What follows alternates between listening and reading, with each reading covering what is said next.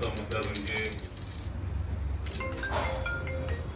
महाविकास आघाडीचं जे 2-2.5 वर्षांचं सरकार महाराष्ट्रात होतं,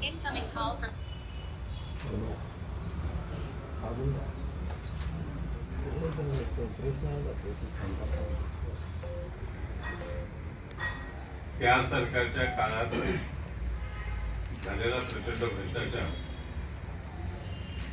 खंडणीखोरी आणि त्याच्यामुळे निर्माण झालेले अनेक गंभीर प्रश्न, आतापर्यंत महाविकास आघाडीच्या नेत्यांचा असा दावा होता की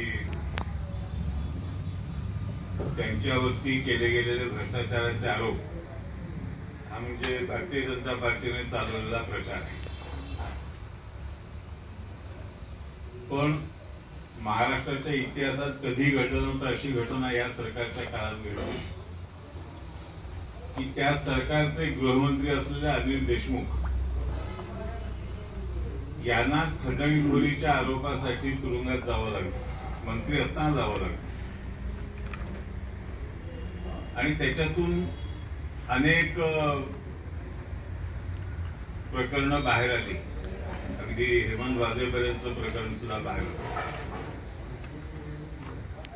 त्यानंतर कायद्याच्या प्रक्रियेनुसार जामीन मिळाला म्हणून अनिल देशमुख बाहेर आले. जामीन मिळाला याचा अर्थ कोणी त्याच्यावरती गुन्हा साबित झाला नाही, निरपराध ठरला म्हणून त्यांची सुटका झाली असं झालेलं नाही. तर कैद्याला जामीन मिळणं ही भारताच्या कायद्यांनी एक सामान्य तरतूद आहे, त्या तरतुदीनुसार त्यांना जामीन मिळाला. त्याच्यावरचे खटलेही चालूच आहे. ते गुन्हेगार आहेत की नाही याचा निर्णय झालेला नाही. पण असं असताना सुद्धा महाविकास आघाडीच्या नेत्यांनी असा एक गदारोळ चालू केला की बघा आमच्यावरती काहीच आरोप नाही, आमची तुरुंगातून सुटका झाली. अनिल देशमुख यांनी तर असा दावा केला की चांदीवाल आयोगाने त्यांना क्लीन चिट दिलेली. आता त्यांना जर क्लीन चिट दिली होती तर चांदीवाल आयोगाचा अहवाल जाहीर का नाही केला, चांदीवाल आयोगाचा अहवाल जनतेसमोर का नाही आणला. पण ज्या चांदीवाल आयोगाचा दाखला देऊन मवियाचे नेते आपण कसे स्वच्छावती सांगत होते, त्याच न्यायमूर्ती चांदीवाल यांनी या 2 दिवसामध्ये महाविकास आघाडीचा खोटारडेपणाचा चेहरा हा जनतेसमोर आणलेला आहे. त्यांनी स्पष्टपणे सांगितले की मी कोणालाही क्लीन चिट दिलेली नाही, मी कोणालाही निरपराध ठरवलेलं नाही. आणि त्याही पेक्षा त्यांनी एक महत्वाची माहिती जनतेसमोर आणली, ती तर अत्यंत गंभीर आहे. त्यांनी हे स्पष्ट केलं की माझ्या आयोगासमोर आवश्यक असलेले पुरावे सरकारने येऊ दिले नाही. हे तर अत्यंत गंभीर आहे. म्हणजे आयोग नेमायचा, त्या आयोगाला चौकशी करायला सांगायची, पण त्या चौकशी आयोगाला सहकार्य करायचं नाही, त्या आयोगासमोर पुरावे येण्यापासून रोखायचं, करू द्यायचं नाही. एकदा त्या आयोगाने कामकाज पूर्ण केल्यानंतर त्याचा अहवाल प्रसिद्ध करायचा नाही, त्याचा अहवाल जनतेसमोर ठेवायचा नाही, पण त्या आयोगाचा दाखला देऊन, त्या आयोगाचा हवाला देऊन त्या आयोगाने आम्हाला निर्दोष जाहीर केलं असं सांगत फिरायचं. ह्याच्या इतका खोटारडेपणा करणं हे दुसऱ्या कुणालाही शक्य नाही, फक्त महाविकास आघाडीच्या नेत्याला शक्य आहे. आणि त्यामुळे आमचं आव्हान आहे, महाविकास आघाडीच्या नेत्यांना आव्हान आहे की तुमच्या काळात नेमल्या गेलेल्या चांदीवाल आयोगाचा अहवाल जर तुमच्याकडे असेल तर तो प्रकट करा, जाहीर करा. आणि तो जर तुम्हाला जाहीर करता येत नसेल, तुम्हाला जनतेसमोर आणता येत नसेल,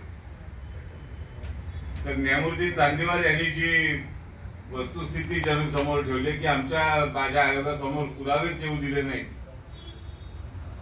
याबद्दलचा खुलासा करा, याबद्दलची माहिती जनतेला द्या. आणि म्हणूनच आम्ही जो सातत्याने आरोप करत आलो की महाविकास आघाडीच्या सरकारमध्ये फक्त नावात विकास होता, प्रत्यक्षात विकासाला स्थगिती होती. प्रत्यक्षामध्ये खंडणीखोरीलाच चालना होती. म्हणून नाणार प्रकल्पाला खोडा का घातला याच्याबद्दलचे सुद्धा जे नवे मुद्दे समोर येत आहेत ते याच वस्तुस्थितीला स्पष्ट करणारे आहेत. त्यामुळे महाराष्ट्रातल्या जनतेसमोर दोन स्पष्ट पर्याय आहेत की खंडणीखोरी करून विकासाला स्थगिती देणारं सरकार पाहिजे, की भ्रष्टाचाराला थारा न देता महाराष्ट्राच्या प्रगतीला भरधाव गतीने पुढे नेणारं सरकार पाहिजे.